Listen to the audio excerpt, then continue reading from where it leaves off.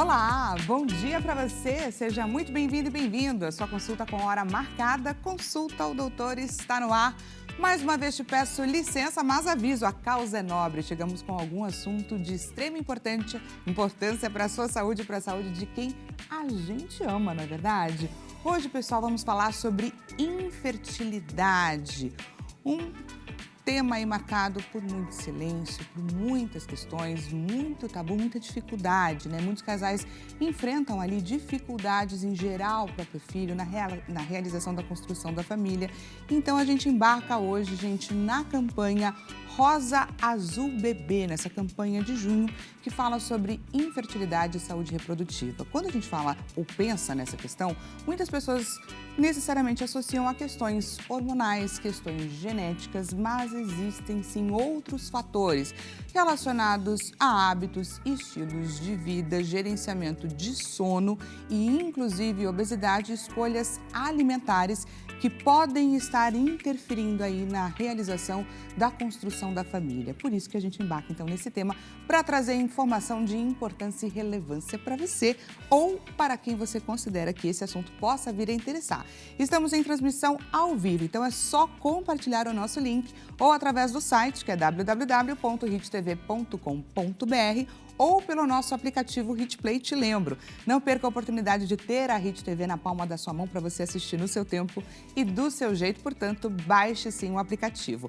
Por falar em oportunidade, estamos em transmissão ao vivo, temos convidados especiais que estão aqui prontos para tirar a sua dúvida e interagir com você. Então não perca essa chance. Encaminha para a gente a sua dúvida ou o seu relato, DDD 11 3337 5886. Lembrando, caso você não queira se expor, é perfeitamente possível. É só sinalizar na sua mensagem que você quer ter a sua participação trazida aqui no nosso bate-papo, mas de forma anônima, que a gente vai tomar todo o cuidado. É o nosso combinado aí de todos os dias. Lembrando, temos sim a nossa clássica enquete à sua espera aonde? Lá no nosso Instagram, @consulta ao doutor Hit TV. Diretor João Capellini, bom dia para você também. E coloca pra gente, por favor, a nossa enquete na tela. Olha lá o que a gente quer saber de você. Qual a maior importância de campanhas como o Junho Rosa e Azul Bebê? Ampliar o diálogo sobre infertilidade, um diálogo que muitas vezes não é fácil, porém necessário.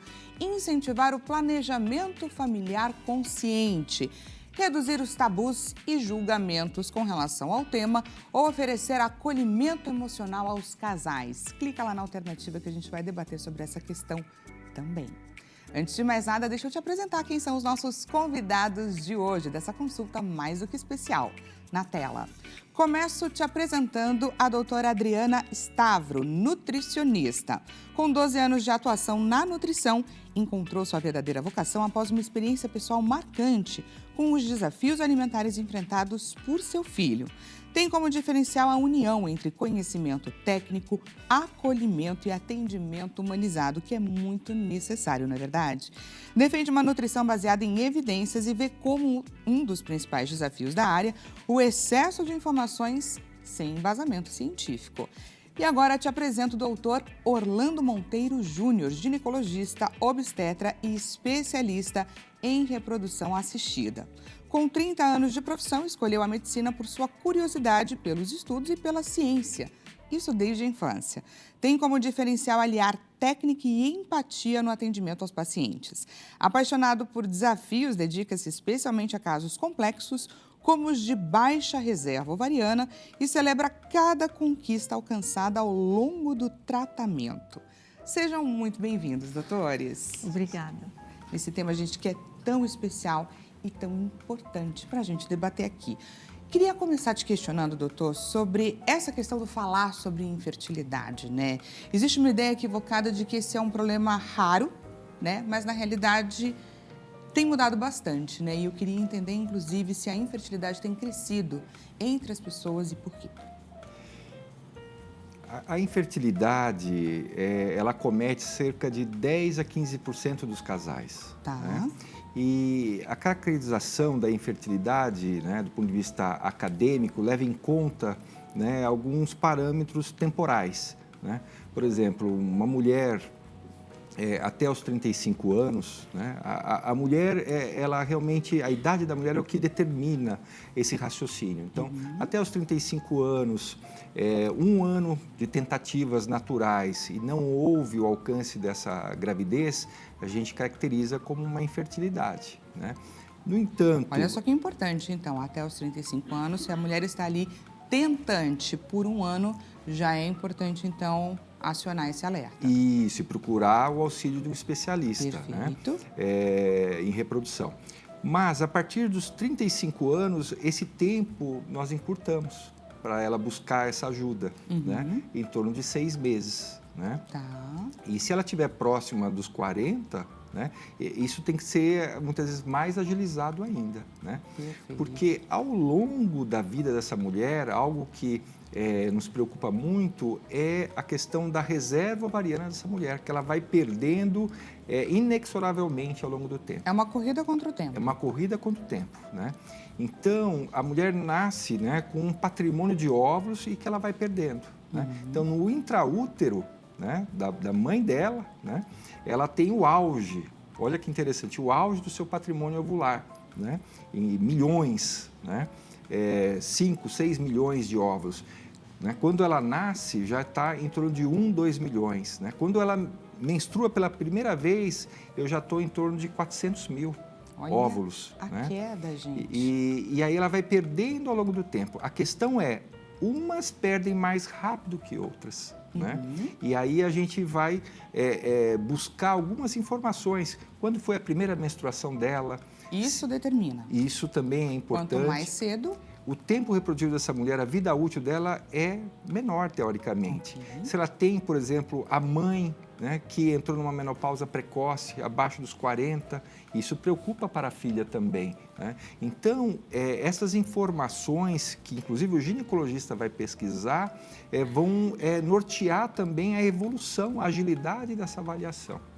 Né? Então, é muito importante. E olha só, nós estamos discutindo sobre infertilidade, mas também vale a pena para essa mulher, né, também discutir a questão de como é que está, como é que ela, mesmo ela estando sozinha, né, ela não tentante, como é que está a fertilidade dela? É possível ela ter essa noção, né, para ser mais segura sobre o seu planejamento reprodutivo, de vida, inclusive? Né? Sim, é possível. Então, hoje, mesmo ela sozinha, muitas vezes em um relacionamento, não está pensando em engravidar, ela pode checar como é que está a sua reserva ovariana. Né? Por quê? Porque isso vai fazer diferença lá no futuro. É a tal questão, pessoal, do planejamento familiar ou planejamento reprodutivo. É uma viradinha de chave que nem sempre ela é tão fácil ou tão consciente assim, mas o que o doutor está trazendo para a gente é que ela é muito necessária, essa chavinha de ser virada. Quando a gente fala, doutora, sobre o planejamento familiar, sobre esse cuidado, de que forma que eu consigo investir melhor, então, na minha saúde reprodutiva, quantas mulheres associam a alimentação a essa questão de fato? Você que vive ali o dia a dia do consultório. Eu acho que poucas. Poucas, né? Poucas. Eu estava até conversando com o doutor que muitas mulheres, mesmo antes delas terem essa consciência, né, que precisam, já estão ali planejando, né, tardiamente, está começando a ter uma consciência maior de que os ginecologistas, quando a mulher chega, ela fala, quero engravidar, e se essa mulher está com sobrepeso, com obesidade, ele encaminha esta mulher, então eu recebo muitas mulheres, para que ela faça, sim, um tratamento com alimentação, mudança de estilo de vida, para que ela tenha um corpo mais saudável para gestar, né, para essa criança ter um ambiente saudável ali. E não só ela ter um ambiente saudável durante a gestação, é porque essa criança, ela vai nascer, ela vai viver em um ambiente onde os pais têm hábitos. E se essa criança vive em um ambiente com hábitos alimentares que não são saudáveis, a probabilidade dela ser uma criança também com sobrepeso e obesidade é muito grande. Então, hoje nós temos, né, um trabalho em equipe que a gente faz. Então, a gente não trabalha mais isoladamente. Então, conscientizar esta mulher que ela precisa ter hábitos de vida, tanto em relação à comida, ao sono, à atividade física, isso faz toda a diferença.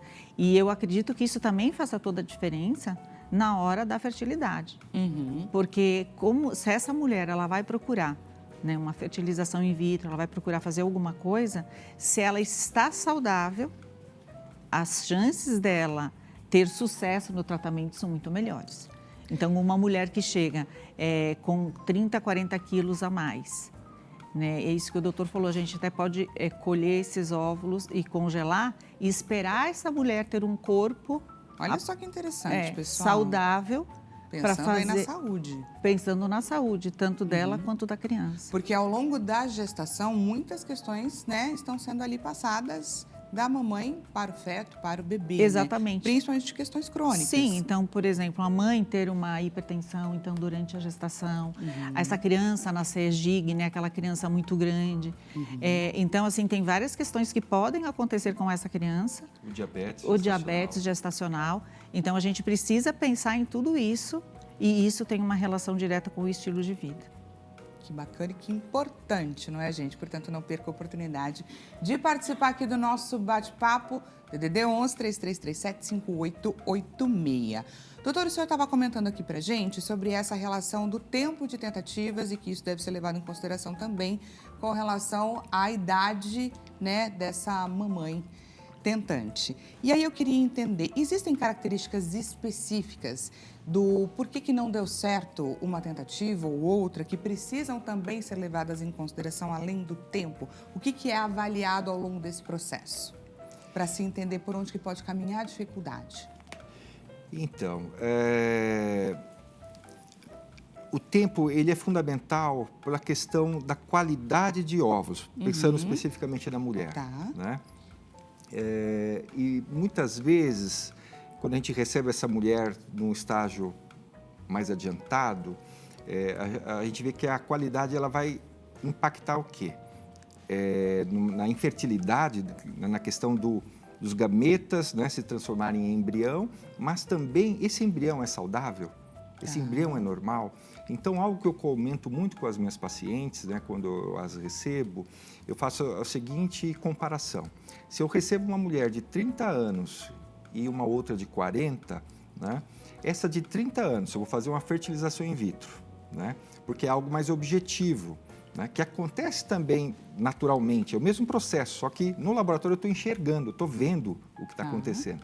Então, mulher de 30 anos, se eu tenho, por exemplo, 10 embriões, eu vou ter 70% de normalidade em torno disso, que são embriões euploides, normais. Né? Já uma mulher de 40 anos, eu tenho o inverso, eu vou ter 30%. Né?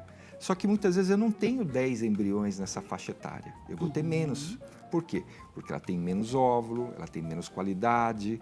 Então, eu vivo num ambiente de mais escassez do ponto de vista reprodutivo. Então, eu tenho menos e tenho menos qualidade. Então, essa questão temporal ela é fundamental por causa disso.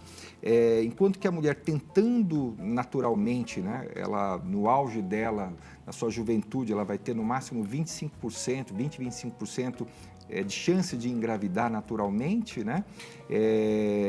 Ao longo do tempo ela vai perdendo isso. Né? Quando ela vai chegar em torno dos 40%, esse número é menos de 10%. Então, muitas vezes eu recebo a paciente, já o casal, desgastado, porque já tentaram de tudo, várias alternativas. E qual é o meu objetivo? Dar solução. E muitas vezes a gente usa o tratamento de reprodução assistida para justamente, tá certo, ser mais objetivo e ter esse resultado. Porque qual é o sonho desse casal? Ter um bebê saudável. Esse é o principal. Então a tecnologia ela evoluiu muito, né? E a gente pode usar, né, todos esses recursos para ela. Muitas pessoas associam a infertilidade mais às mulheres, mas a infertilidade afeta os homens também, não é, doutor? Então, eu queria começar entendendo, primeiro, com relação às mulheres, quais podem vir a ser as doenças ginecológicas, as questões, condições que mais afetam, então, síndrome do ovário policístico, vamos falar um pouquinho também de endometriose, vamos entender por onde caminham as dificuldades e a administração da alimentação na condução também, gente, desse tratamento. Quer começar pela síndrome do ovário policístico? Então, assim, quando eu recebo um casal, né, didaticamente a gente coloca em termos de etiologia, né, de infertilidade, fator feminino, fator masculino, 30%, muitas vezes a responsabilidade da infertilidade é feminina, em torno de 30% é somente masculina, e em torno de 30% dos dois. Né? A questão, nós seres humanos, né, não temos facilidade para engravidar.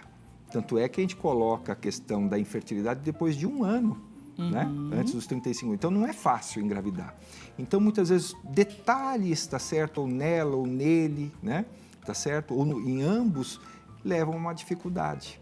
E outra coisa também que é muito importante, a gente não pode esquecer, tem que namorar. Né?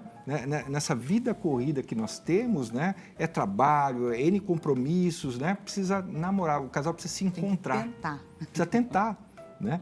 Em torno de 2 a 3 relações, né, por semana, né? Seria o ideal, tá?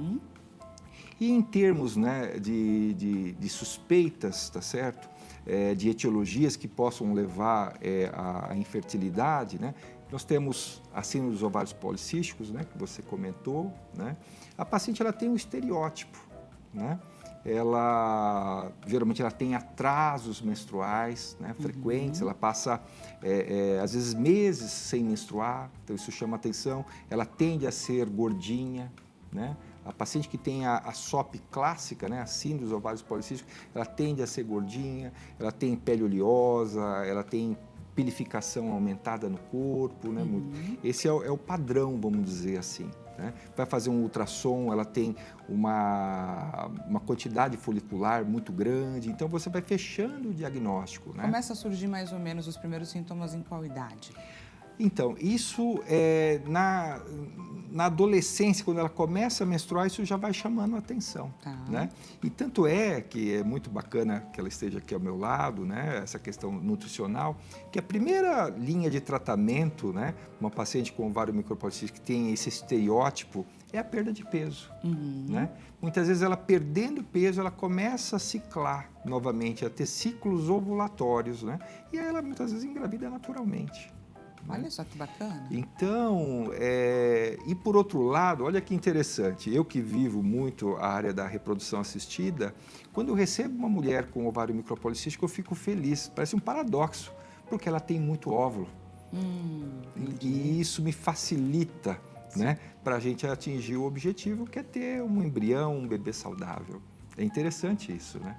Muito, muito interessante.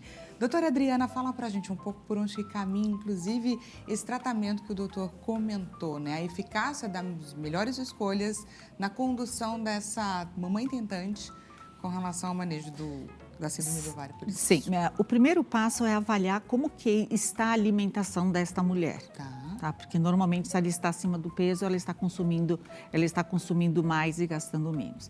E aí normalmente a gente encaminha, se ela já vem com esse diagnóstico da síndrome do ovário policístico, a gente já recomenda uma alimentação que seja mais anti-inflamatória e antioxidante. Precisa desinflamar esse corpo. Então, o que a gente coloca como prioridade no prato dessa mulher? Levando em consideração, né, por exemplo, frutas, verduras e legumes. Quanto? No mínimo 400 gramas ao dia. Então, a gente distribui essa quantidade ao longo do dia. Tá. Hoje, nós temos aqui no Brasil uma média de consumo de 170. A OMS recomenda 400. Olha isso, a diferença.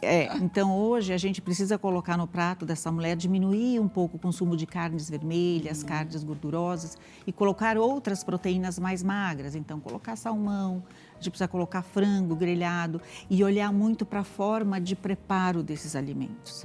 Né? Porque não adianta a gente comprar um alimento que vai lá, um filé de frango, mas chega em casa e faz esse frango empanado. Então, orientar essa mulher que a forma de preparo é muito importante. Então, sempre assado e grelhado. E colocar outros alimentos também que têm uma ação anti-inflamatória, como azeite, abacate, pensar bastante no ácido fólico também, que está presente nos vegetais verdes escuros.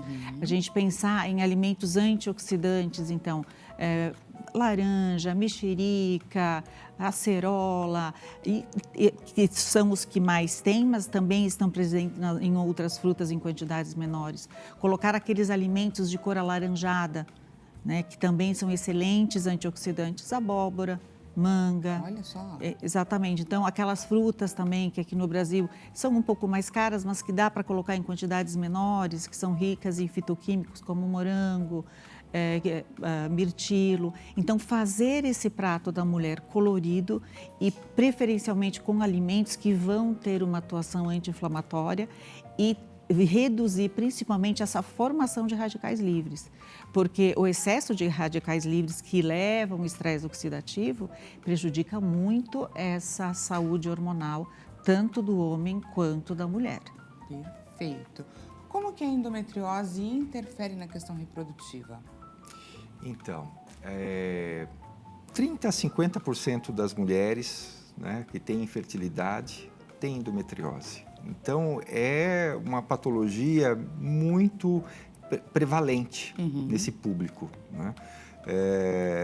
E o que é interessante, muitas vezes ela não tem a história clínica clássica, né? O que normalmente essa mulher faz em termos de link a quem pode ter endometriose? Aquela mulher que tem muita cólica menstrual, né? Ao longo da vida, que vai piorando ao longo do tempo, tem uma relação sexual que é de baixa qualidade pela questão da algia, da dor também, né? E muitas vezes lá na frente uma dor pélvica, uma dor no baixo ventre crônica, né? Esse é o estereótipo que chama atenção, mas muitas vezes ela não tem essa clínica, mas ela tem endometriose e ela tem dificuldade para engravidar, né?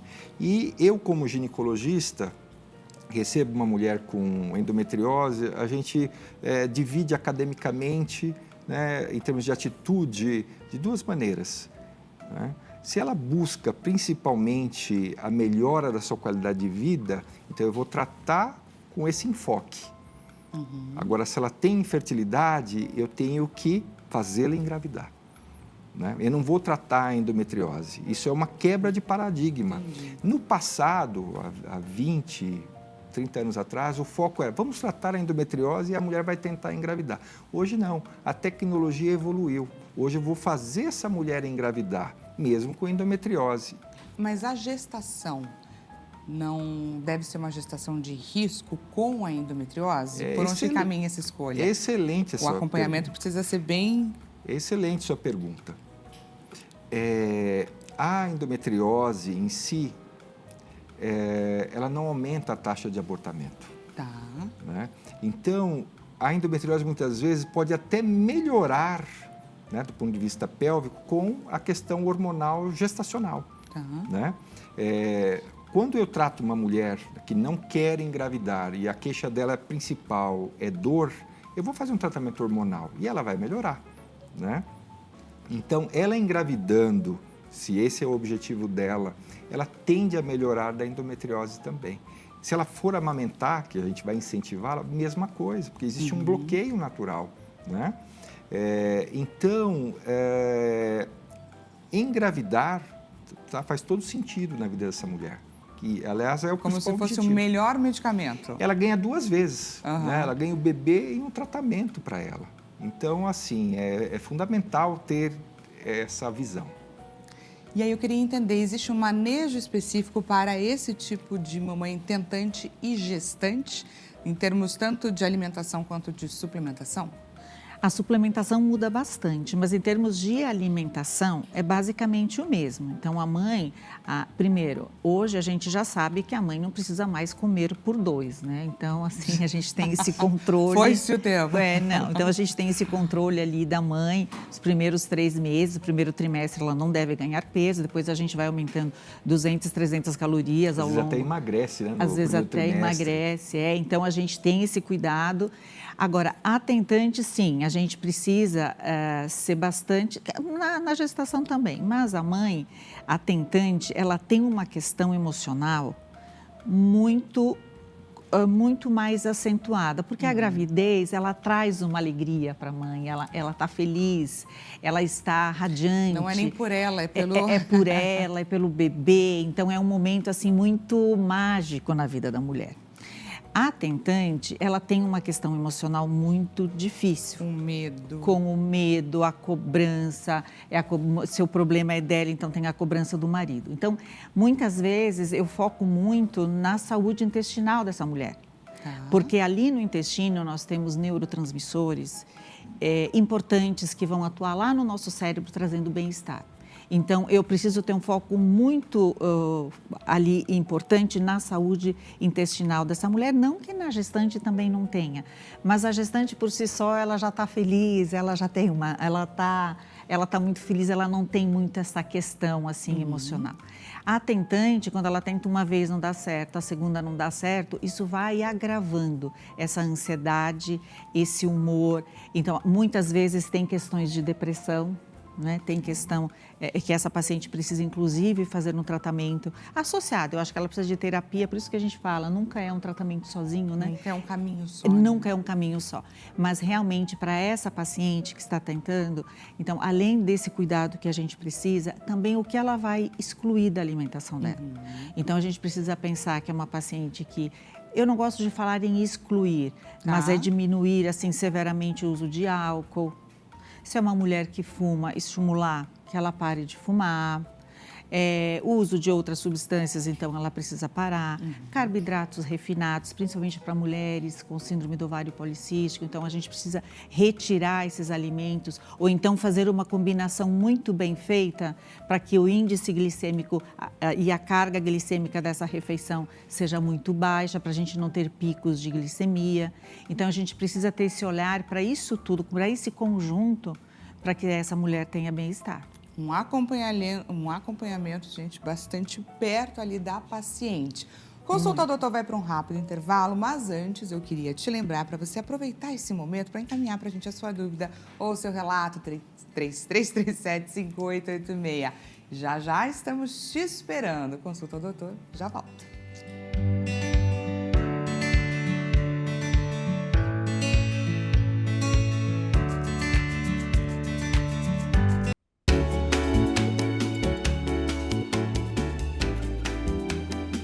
Consulta ao Doutor está de volta. Seja mais uma vez bem-vinda e bem-vindo à sua consulta com hora marcada. Caso você tenha acabado de chegar, acabou de ligar na HIT neste momento, estamos embarcando na campanha Rosa e Azul Bebê para falar sobre infertilidade e a importância de programar ali a sua geração, né, da família, a sua construção familiar. Um bate-papo mais do que importante e necessário. Por isso, gente, se você lembrou de alguém a quem esse assunto seja importante e relevante, estamos sim em transmissão ao vivo, tanto pelo site quanto pelo aplicativo. Você consegue compartilhar o nosso link. O site é www.hittv.com.br, o nosso aplicativo é o HIT Play. Te convido também a participar aqui dessa consulta que foi marcada com todo carinho para você. Então encaminha para a gente a sua dúvida ou o seu relato, DDD 11 3337 5886. E temos a nossa clássica enquete à sua espera. Aonde? Lá no nosso Instagram, que é @consulta ao Doutor HIT TV, diretor João Capellini. Coloca pra gente, por favor, a nossa enquete na tela. Olha lá, qual a maior importância de campanhas como essa, né? O Junho Rosa e Azul Bebê. Ampliar o diálogo sobre infertilidade, incentivar o planejamento familiar consciente, reduzir os tabus e julgamentos sobre o tema ou oferecer acolhimento emocional aos casais.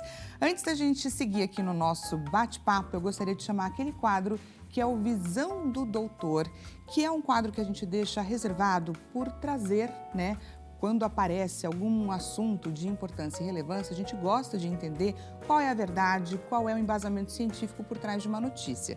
E a gente tem acompanhado diversas notícias compartilhando a informação de que a vacina contra a dengue, produzida em território nacional 100% brasileira do nosso Instituto Butantan, foi relacionado a alguns casos de reações gravíssimas, incluindo óbitos também. E, portanto, então, através do nosso Ministério da Saúde e da nossa Anvisa, as aplicações desse imunizante precisaram ser parados até que se prove ou não a relação de causa e consequência da aplicação do recebimento do imunizante com, de fato, os óbitos e as reações gravíssimas que vieram a acontecer. E a gente quer, sim, a visão do infectologista Marcelo Neubauer, que vai trazer para a gente um pouco de esclarecimento a respeito dessa questão que tem acontecido, que a gente tem acompanhado. Vamos de Visão do Doutor.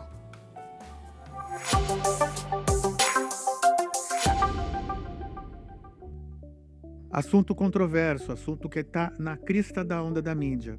A Anvisa bloqueou o uso da vacina contra a dengue do Instituto Butantan.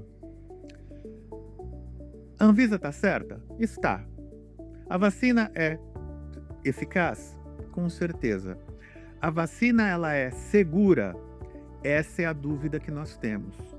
E na dúvida, como aconteceram alguns casos de eventos adversos muito graves, inclusive algumas fatalidades, que foram temporalmente coincidentes com a vacina, não quer dizer que tenham sido provocados por ela, pode ter sido uma coincidência, a Anvisa tomou uma atitude conservadora. Vamos tirar a vacina do mercado, vamos reavaliar, vamos estudar esses casos, vamos verificar a segurança dessa vacina, vamos verificar se não vale a pena eventualmente colocar alguma restrição de uso, e se considerarmos que temos um cenário de segurança, a vacina voltará a ser utilizada. Eu sempre falo que se tem um lugar que sabe fazer soro e vacina, é o Instituto Butantan. O Instituto Butantan, eles fazem isso há mais de um século e fazem isso com maestria. Então, na minha opinião, a Anvisa é uma instituição séria que vai levar essa investigação a sério. O Butantan é uma instituição séria que vai colaborar com o que puder. Vamos chegar a uma solução de consenso. E eu imagino que esteja sendo feito com a máxima urgência, porque nós temos uma demanda evidente por essa vacina aqui no Brasil. Essa foi, então, uma medida temporária adotada por segurança. A gente segue acompanhando e trazendo para você que nos assiste as orientações necessárias. Muito obrigada, doutor Marcelo Neubauer. E aqui, dando sequência, então, ao nosso bate-papo sobre infertilidade, aproveito, claro, para te apresentar, caso você tenha acabado de chegar, os doutores que estão aqui com a gente, começando pela doutora Adriana Stavro, nutricionista. Aproveito para agradecer mais uma vez a sua presença aqui com a gente. Imagina, foi um prazer. E também te apresento o doutor Orlando Monteiro Júnior, ginecologista. Mais uma vez, obrigada por todas as orientações. Uma satisfação. E a gente foi para o intervalo falando a respeito de endometriose. E também é importante, né, o doutor queria fazer uma ressalva com relação aos casos onde é, sim, necessário a intervenção cirúrgica. Que casos são esses e quais são as orientações, então? Isso. É algo que eu não poderia deixar de falar, né? Aquela paciente portadora de endometriose que tem indicação cirúrgica e está no período reprodutivo, né, da sua vida, né, ela precisa discutir a preservação da fertilidade, a preservação dos gametas, principalmente quando a endometriose acomete os ovários, né, em que formam-se cistos, né, o endometrioma, né, cistos de endometriose. Então, quando há manipulação cirúrgica, né, desses ovários, eu tiro aquele cisto de endometriose, mas é inevitável que eu lese o patrimônio ovular dessa mulher. Eu tiro o tecido saudável, né? Então, antes de fazer esse procedimento cirúrgico, tem que se discutir a preservação desses gametas, né? É algo que, em torno de 15 dias, você faz o procedimento, né? Então, é uma grande oportunidade que não pode ser perdida, né? Tá. E queria aproveitar também o ensejo, né, e oncofertilidade também, né? São esses dois casos, né, onde é Sim. importante levar em consideração o sonho da construção da família. Isso, o time não pode ser perdido. Então, com o avanço tecnológico, né, cada vez mais tem sido feito diagnósticos mais precoces, né, do câncer, né, no homem, na mulher. E muitas vezes essa mulher ela está no período reprodutivo, antes dos seus 40 anos, né? Nós já temos casos.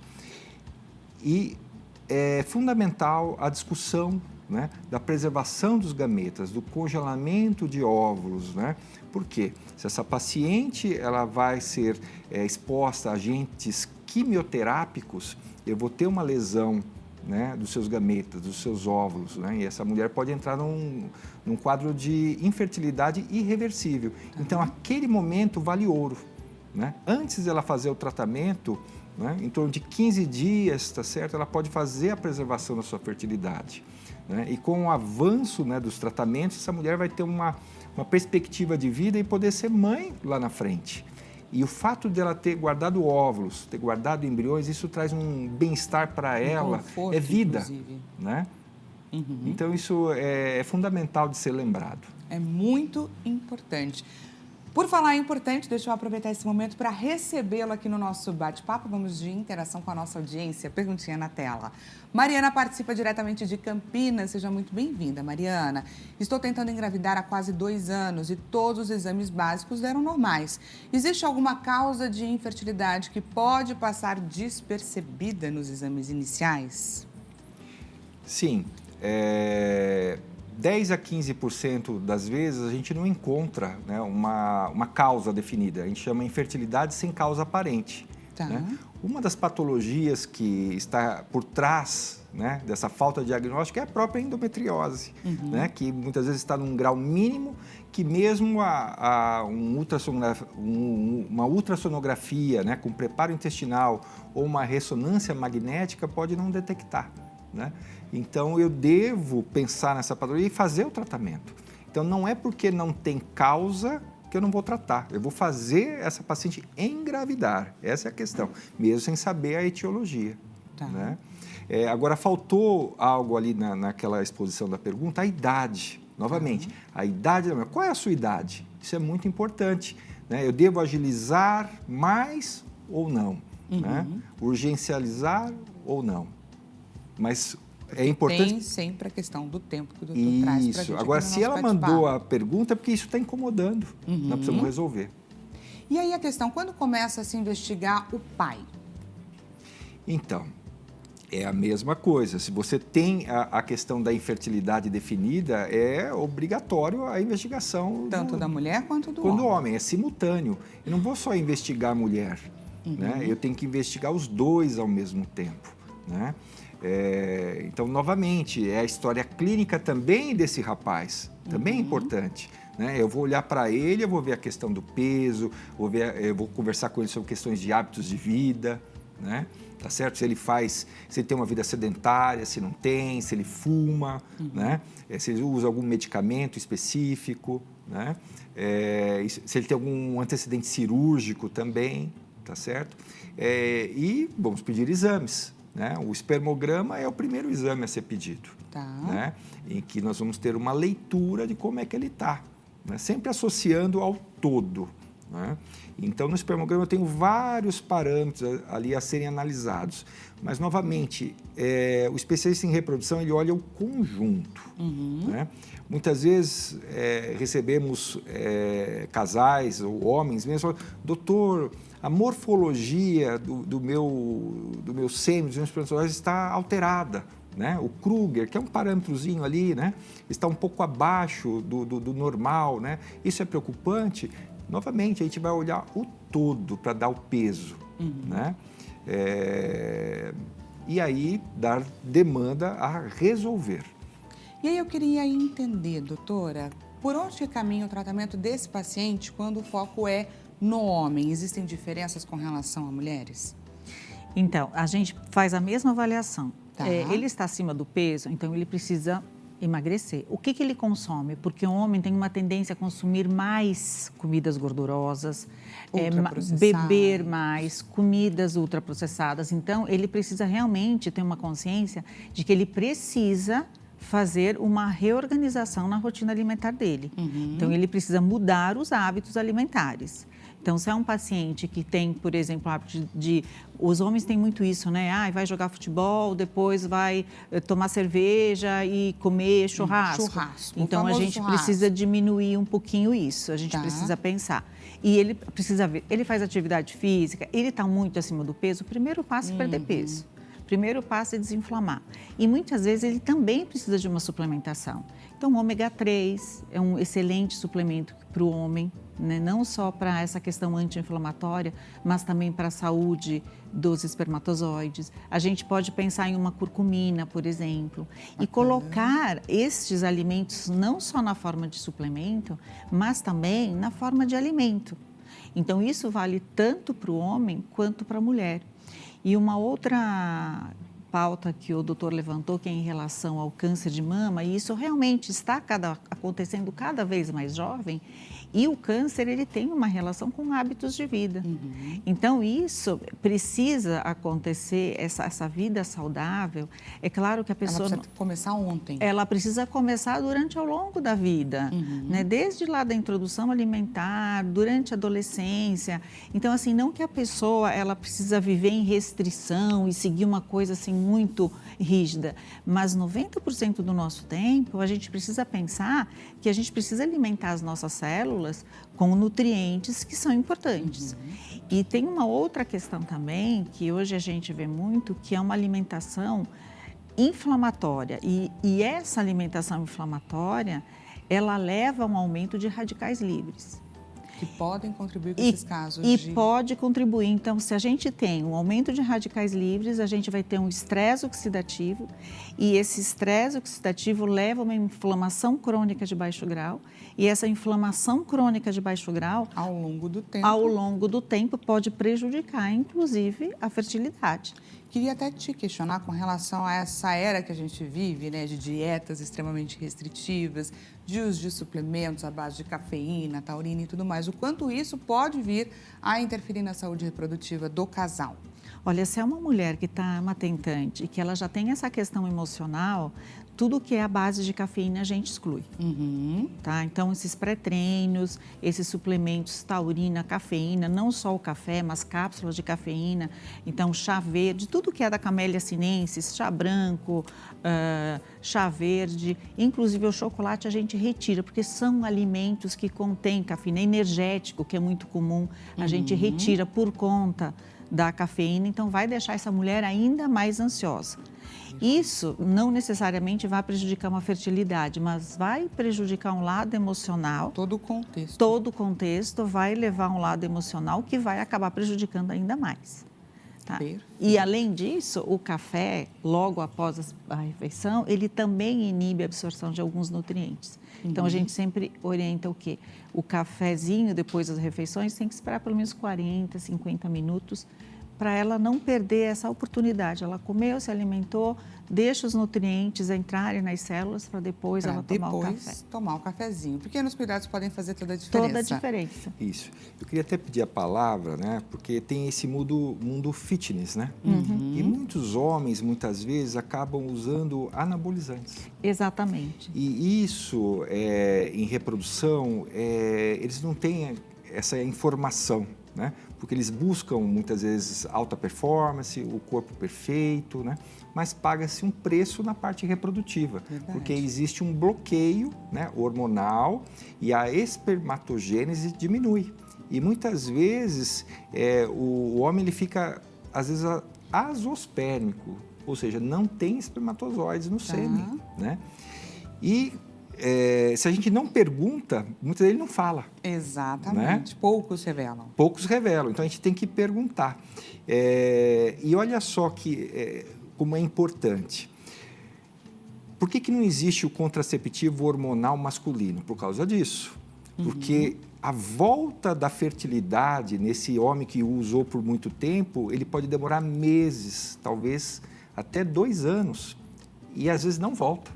Em 10% a 15% pode ser irreversível. Muito importante esse alerta. Então, essa informação ela é fundamental. Né? Precisa ter critério médico para o uso desses produtos.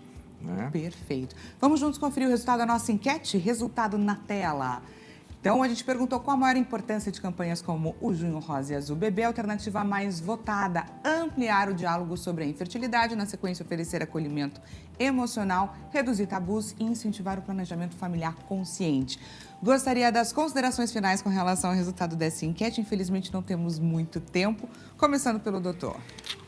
Adorei participar do programa. A gente agradece. Eu gostaria de conversar muito mais sobre. Né? O tempo foi curto. O tempo foi curto e informação é fundamental. Então, assim, a minha mensagem é para essa mulher, né? Saber como está a sua reserva ovariana. Né? Isso é fundamental para o seu planejamento consciente, né? De vida, tá? Dela ser mãe no futuro. Não perder a oportunidade. Doutora? E a minha consideração é, primeiro, agradecer por estar aqui e pensar que, assim, a alimentação, ela não precisa ser extremamente restritiva, não precisa ser proibitiva, mas ela precisa, sim, ser uma alimentação de comida de verdade. E isso vai ajudar em todas as fases da vida da mulher, mesmo na fase que ela está, né, num processo ali de infertilidade ou num processo na vida, na adolescência, que ela está na fase de crescimento. Então, a alimentação, ela não pode ser restritiva, muito restritiva, mas ela precisa ser, sim, uma alimentação saudável, porque isso vai fazer diferença ao longo de toda a vida dessa mulher. Olha aí, pessoal, que bate-papo importante e necessário. Aproveito para deixar os contatos. Dr. Orlando Monteiro Júnior, ginecologista especialista em reprodução assistida, WhatsApp à sua disposição, DDD 11 999825484, o Instagram Dr. Orlando Monteiro Júnior, abreviação. Doutora Adriana Stavro, nutricionista, deixa à sua disposição o Instagram, Nutri Adriana Stavro, da forma como está aparecendo aqui, o WhatsApp DDD 11 964852323. Espero que você tenha aproveitado aqui essa nossa consulta. Desejo a você um excelente início de tarde, também início aí de final de semana. A gente volta a se encontrar na segunda-feira, colocando nossa saúde mental no foco e juntos. Muito obrigada, doutores. Obrigada a você pelo convite. Até mais.